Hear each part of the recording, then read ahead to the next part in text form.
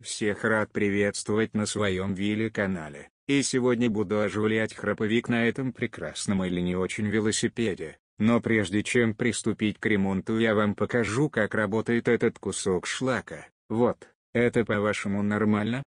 Нет, блять, конечно же это ненормально. Это тогда получается самый бесполезный узел в этом велосипеде, если он работает на отъебись или сделан из китайского говна. Но суперсиликоновая смазка нам поможет обязательно, я на это надеюсь. Так, для начала нам нужно где-то достать вот такой баллон со смазкой, и забрызгать его содержимое прямо в этот шлаковик, но для начала надо его распаковать и собрать.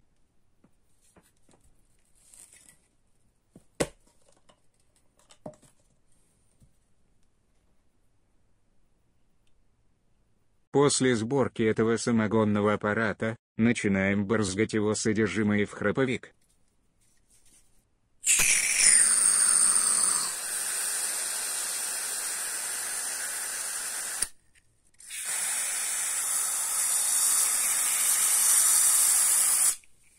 Все, на этом, надеюсь, этот храповик уже достаточно наелся этой силиконовой смазки. Теперь надо смазать звезды и цепь.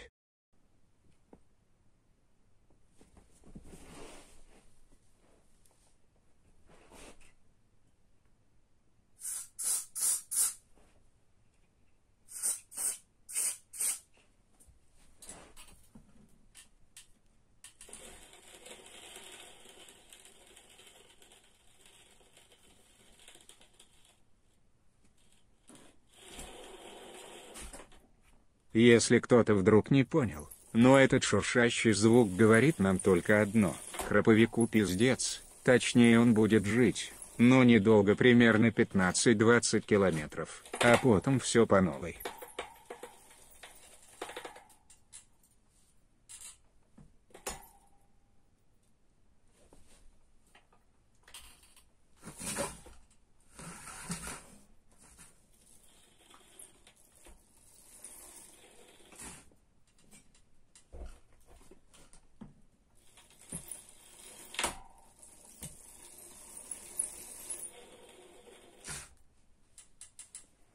Короче, ты меня заебал, тупой храповик, на пожри еще, сука.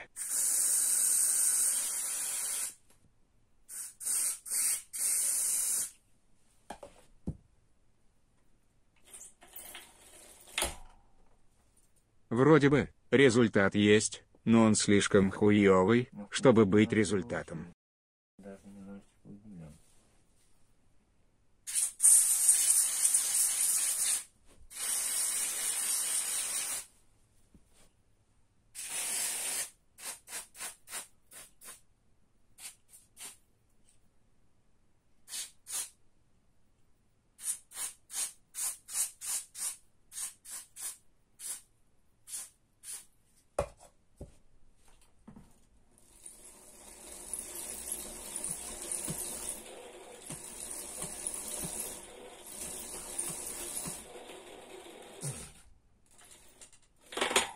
Я удивлен, что эта херня вообще начала работать по-человечески, а не по-свински, как это было раньше. Вот поэтому добьем этот храповик очередной порции смазки.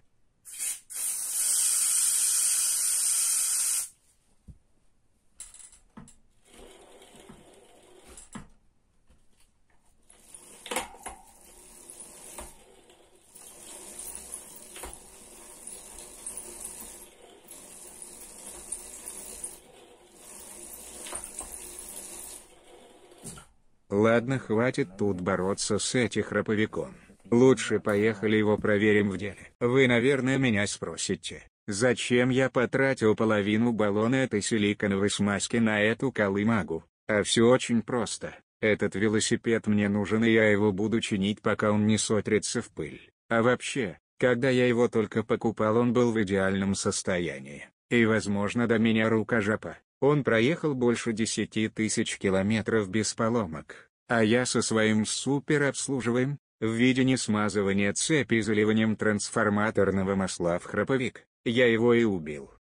В общем, хватит болтать впустую, поехали его проверять на выносливость. Кстати, Смотрите, что у меня случилось. У меня загорелась лампочка, это как так, блять? То есть мне даже велосипед напоминает, что он сделан не из вибраниума, и у него тоже есть ресурсы, ему требуется регулярное то. Так, теперь надо проверить велосипед с помощью вилли. В принципе идет хорошо, но сломанный храповик дает о себе знать. Это плохо. Но вот что случилось потом повергнет вас в шок или смех, смотря как вы это интерпретируете.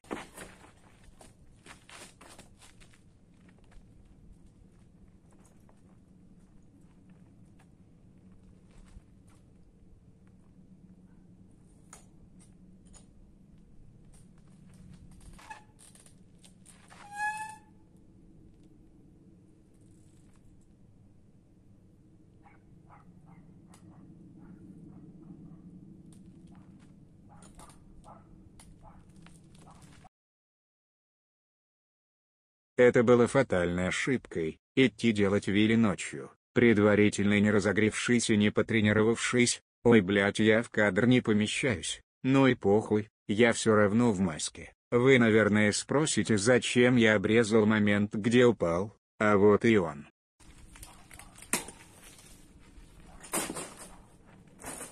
Да, это было наитупейшей ошибкой во всей моей карьере, но вы, наверное, спросите, как это так случилось, а все очень просто. Во-первых, у меня нет заднего тормоза, точнее он есть, но ему пришел пиздец. Во-вторых, я выбрал слишком пониженную передачу, а именно первую. Кто ездил на мотоциклах или питбайках, вы, наверное, знаете, что делать вилли надо на первой или второй передаче. Вот тут и такая же херня, слишком низкая передача и интенсивное кручение педали далясь.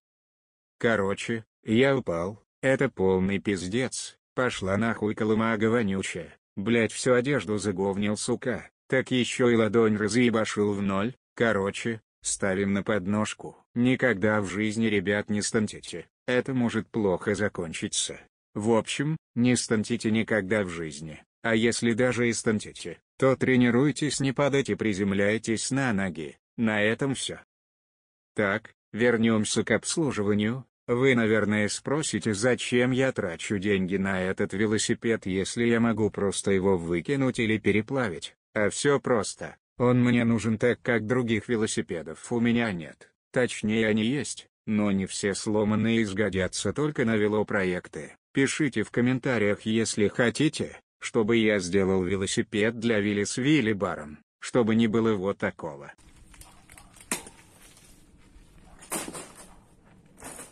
Да, но все же вернемся к моему велосипеду-убийца, из-за которого я чуть не получил компрессионный перелом позвоночника. Сейчас я вам покажу, что я сделал с ним за 2000 рублей и что изменилось. Так сразу скажу, что тормоза я чинить не буду, пошли они нахер, или же буду, но потом, похуй, сейчас я вам покажу стаковую втулку ролика натяжителя цепи и покупную втулку. Вот если видно, то износ стаковы не превышает больше нормы, а крутится до сих пор заебись четко и плавно. А вот эта хуйня из алюминия, которая уже через 500 километров уже износилась, как будто я на ней всю жизнь ездил, и крутится, как будто я там ее затянул на 5000 ньютон-метров, как колесо грузовика, хотя она еле-еле закручена. Но у стаковы появился лютый люфт, вот поэтому я ее и поменял. Из-за этого люфта на больших оборотах у меня слетала цепь, а на этих китайских говно втулках люфта нет, но крутятся педали так, будто я иду в гору на 6-й передаче.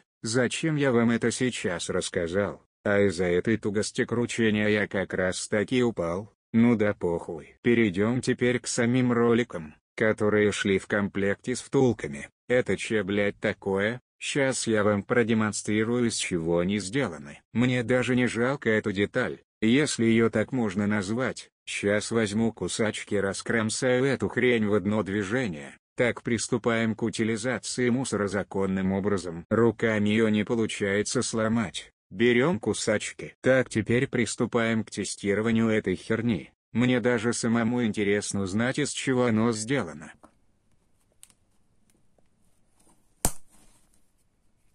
Да ну нахуй, что так быстро? Ах, почему оно так быстро сдалось? Я даже колоссальных усилий не прилагал. Вы, наверное, спросите, так из чего же оно сделано? А я вам скажу, оно сделано из пластика. Сука, пластик нахуй, как так, ёбаный рот его. Вы бы еще цепь из пластилина сделали или подседельный штырь из фольги. Я в ахуе. Куда катится это прогнивший мир, где все делают не инженеры, а ебаные маркетологи?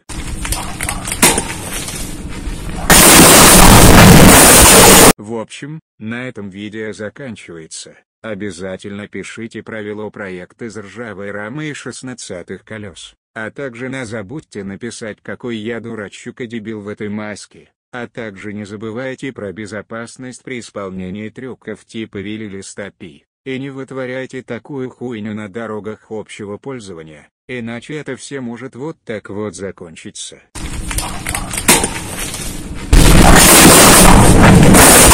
Спасибо за внимание, до новых встреч.